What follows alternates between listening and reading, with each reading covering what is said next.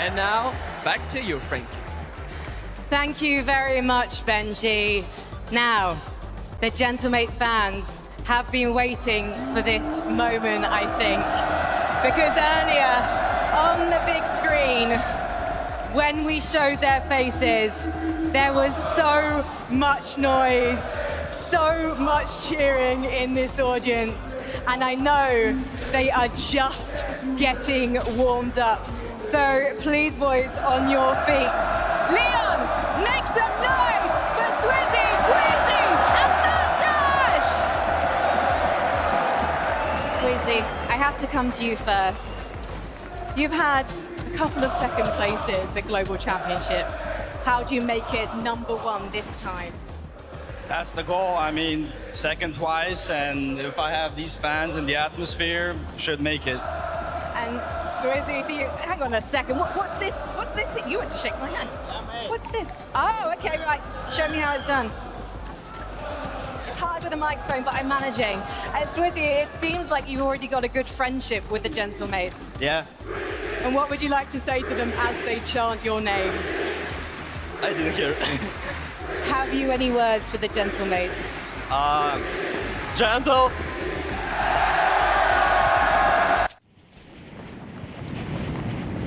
Gentlemates! Do you want to have a go, Mustache? I feel amazing, but I want to hear one thing. Gentle! No, Gentle! Nice. Okay, guys, I think I should probably let you get ready to load onto that battle bus because the teams here on Outstage and Leon are locked and loaded and ready to go.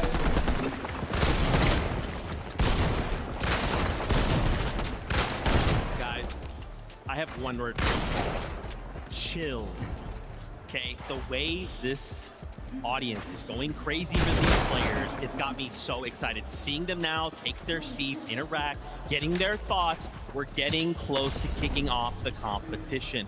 I guess the only question I have for you guys is, who do you think will end in the top 5? You know, I'll start with you, Viv. You got a little, you got some insight. You put together a little list for us. Why don't you talk us through it? Yeah, I guess that's the big question this weekend. Who is going to perform well? I went ahead, I kept the NA bias going. I've got Acorn, I've got Idris, and I've got Poyo winning the whole thing. I mean, I've talked about it before. I think their situation is just too good. Uncontested, all 12 games, if that remains, I think it should be easy for them. The only thing that people might be looking at is with Kanata both kind of sneaking in there, top 5. They just seem so confident. Both is playing so well. Kanata's been here before. I think they're going to sneak in. I like your list. I think a lot of people are sleeping on Kanada's trio. I think they have a really good setup. I think Kanada understands what it means to be on this stage on this occasion. I think they could really surprise some people today. Okay, all right. What about you, Levin? What's your top 5 looking like? My top 5 is looking, it's looking pretty similar, I'd say. Have we got any Gentlemates in the building? Any Gentlemates over here? Because I'm with you, Vivid. I think the team that's going to take it. I think it's going to Gentlemates. I think it's going. Let's take a look at my top 5. Right now, I'm rocking with Acorn, Poyo, and the Ages. I think when you look at how things are set up for them, it just looks too good. It looks too good. Poyo has that experience of winning. I think it's going to carry them. The crowd's going to carry them. I also got Marius Vanya Pixie in there. They've had such a strong year in EU. They've had adversity that they've overcome. Swizzy, Queasy, Mustache in there. I think the team that maybe might surprise people in my list, I got Demush, Dom, and Pix. I think these guys have been unbelievable all year over on EU. And they're a very new, inexperienced team. All 3 of these guys are playing at their first ever. These guys, every time we've put them in a situation where we've gone, you're inexperienced, you shouldn't be able to perform, they over-deliver. And I think they'll do the same here this weekend. Man, the list looks so good, guys. I am so excited, and we hope that if you were not able to join us here in person, that we hope that these roars from this crowd breaks through, that you can hear it, and in those moments, get excited with us. This is the Global Championship. After 6 games today, another 6 tomorrow, we will have new champions, prize money, a trophy, Acts of Champions 3.0. It is crazy to think we are finally here. Are you guys hoping to see anything out of today? Maybe it's just something out of game 1. Maybe you're hoping to see a trio end well. What are you hoping to see today? You know, Zeke kind of always asks me this question going into like each one of the majors, right? We spent a lot of time on the desk together. And there's really only one thing that I ever want when we jump into a competition like this. I just want good Fortnite. I want to be entertained, and I cannot lie, I don't think that it's even possible for me to not be entertained. All I ever want is a good moment.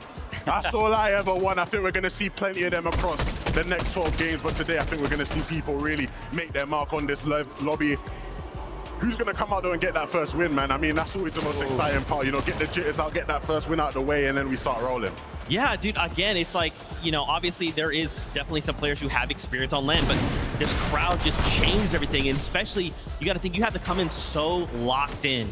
If something doesn't go your way and you're eliminated out of spawn, like you said earlier, you just have to sit there and watch everyone else take one step away from you closer to that trophy, right? So how are we going to try and keep mentals under control under these circumstances? I mean, I've got no idea. How are you going to keep your voices under control, right? The players are kind of walking out. I'm over here trying to scream at them like, yeah, let's go. Oh, wait a minute. Maybe I shouldn't do that so much. I don't know. I mean, I feel like even talking to your teammates might be a little hard sometimes, right? Especially when we get into the end game, right? The crowd's going to be popping off at every single one of those eliminations. That keeps happening. It's going to be crazy. There's definitely going to be some stage of adaptability for every single one of our players. I mean, we talk about it all the time, Levin, experience, but you can have experience for this. And look, you're someone who's played on amazing stages in your career, right? And I don't think you ever played in an atmosphere like this one, man. It's intense out here. Nah, I definitely haven't. I think this one is going to go down in the history books, and we haven't even jumped into game number 1 yet. Man, you were talking about game number 1. There it is. The battle bus is ready to go. Once again, the pinnacle of Fortnite. The very best trios will now begin the fight to the top. Who will walk away as a global championship trio? Who will take hold of the Axe of Champions 3.0? And who will take home that unbelievable trophy? The competition starts right here, right now. Once again, Leo, let him know, because the competition starts here.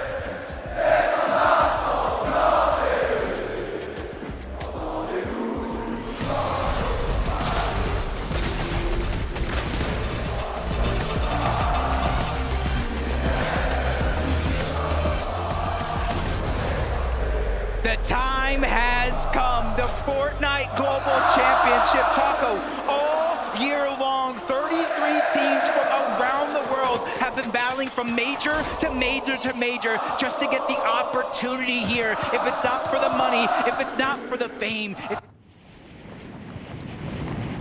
all about that player pride, Jacob. We know just how much is truly contained amongst so many of these trios competing here today, but starting things off hot already. This is an off-spawn fight that we have been expecting to see, and what I really want to know is the shakeup, the outcome. Prodoxy trying to get that first touchdown. Prodoxy gets the first weapon. Sure enough, Nature's on the run, still trying to see if he can square away from this, but Pablo, he's been taken down. Chino's fallen too. It's Tayson with the comeback. Prodoxy trying to see if he can lock it down for his team, but Tayson determined to remove Prodoxy's team, and sure enough, disaster strikes. Prodoxy's trio fully down and out for the count, and Tayson has claimed the area. already one of our contested fights, 1-0. And do you see this already? They're already not landing at Dystopia City. Everybody was talking about it. They heard the rumors. I kept my ears to the streets all week long to figure out what their game plan was. And scrims leading up to this weren't necessarily netting the best results. And now you see them already over towards Foxy Floodgates. And what this does not only affect Visuals, Braids, and Minish. This also affects Agers, Acorn, and Pollo. This is the team. They typically trade off Surge into the distance. Flixie Vico, they've got Rise in their sights, completely tackling all opposition here at Canyon Crossing. Rise doing what he can to try and stay alive, but entirely too many players to overcome. Benno breaks right through, and that's gonna be the first knock. Another elimination tallied up here for Mika, Veno, and Flixie. Coyota, the sole survivor of this exchange. And Coyota has pulled out a ton of tricks throughout his career, both online and in global events just like this. But early on in game number one, he's already being forced to play out some of those tricks. He has to disengage, stay alive a little bit longer, and try to have a chance back. But you hear the crowd in the background, Swizzy, Queasy, and Mustache, uncontested at the Hive. And some are looking at this, could be one of the best POIs. You get the experience for your OXR rank, the medallion, the mythic weapons, a lot of extra heals at the POI itself, and then the elevation. Kelly and Mini Miner were breaking it down so that way they can start to build that base early and accumulate the Storm Surge, so that way later on in the game they can easily start to rotate around. And most importantly of all, they're uncontested here at Hive. Whether that stays true throughout the course of this weekend, well, that'll be determined by how things develop, but other teams still caught up in a little bit of battle processing at the start of this match. Dystopia City heating up. Epic Whale, Paper, Victor V, they made it very clear they had zero intentions of ever leaving this POI. So Tay-Tay, Raito, Razzle, they're gonna have to force some sort of a conclusion to this exchange before the third parties start to trickle in. Yeah, and it's not just Cold and his trio that are over on this side of the map that they have to watch out for. You see a team at the bottom of your mini-map. They can easily try to rotate towards the north, disrupt what's going on. So that's going to be one of the key aspects to a fight like this, but you're already seeing a flank going around from Peterbot, Cold, and Ritual. They're ready to take advantage no matter what happens here, no matter who comes out on top. It's going to be them, but Tay-Tay takes a big shot. Epic Whale, the 6-time FNCS champion, dealing a massive amount of damage. Tay-Tay down to his last little bits of HP though. Epic Whale, he's gonna have to take a moment to also get some relief. Paper, nice supportive fire, and that's a big elimination cleanup onto Tay-Tay. But now, Cold, Ritual, they're starting to close in. They're interested in everything that Raito has to offer, and that's gonna be the first knock here for Cold. An immediate elimination, but they've already signaled to Epic Whale, Paper, and Victor V that they've got company. Shields are cracked. Peterbot's not letting anybody escape his sights. Peterbot's aim is just notoriously strong, and he is chasing them full on key with those crash pads. He might be able to make it before they can pull off the double revive. He's challenging the wall. Victor V trying to do what he can to defend. Victor V goes in big time though. Peterbot shut down. Cold, Ritual. They don't need this. They don't want. But without Peterbot, they're going to be forced to temporarily retreat. This is almost exactly how it was playing in some of those practice games. But this time, Paper, Epic Whale, and Victor V, they're being the aggressors in some of these situations. They try to disengage. Epic Whale goes down, but Victor V does it again. He was a huge part of them even making it to the global stage. Clutch after clutch when his team went down through 4 different drop spots. But now this foot has been turned. Cold and Ritual now need to start to think in and outside of the box. How do we get our IGL back? This is exactly what Victor V did, from the revive to in the box, shutting down Peterbot early. Just so greedy there by P. Victor V doing exactly what he needs to, showcasing what kind of fragger he is. But Atris, Tayson, in a spot of trouble here. A couple of splashes, gonna ensure that Chicho is still good to go. But Chicho, he needs an opportunity here for his team to provide a little bit more backup. FKS trying to apply pressure from a separate angle. Odd Hero also looking to see if they can get some good aggressive fire through, but things are just picking up at Rangers Ruin, and Tayson gonna be able to pull things out to a little bit of a standstill now. Chicho, Atris, Tayson, they might not actually have to force this battle. Yeah, it seems like they're overall just kind of prioritizing trying to get as much surge as possible. You see their material count relatively low in comparison to after winning that spawn fight. You'd think they'd try to get as much resources as possible, but they know when it comes to Storm Surge, it's essentially currency. It essentially allows you to freely rotate around the map versus other teams that might have to slowly rotate, sit in their surge bases a little bit longer, and figure out what they're going to do. But you see, they figured it out quick for Cold and Ritual. They already get the reboot back on up, and they're ready to play this one out because they're making way on over to Floxy already. Still a really big wake-up call, though, for this trio. They have got to be careful. We know just how capable they are at finding those eliminations, and they're not the only ones. Pollo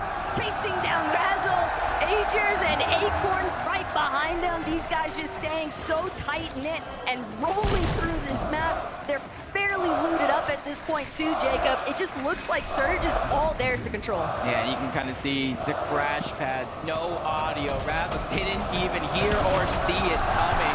And you see there's no knock, straight elimination. So that team, that was the third one from Dystopia City, is down and out. But fight after fight, Arc, I did see it in the feed. He already got one elimination. And I was talking to them a bunch, you know, me being an NA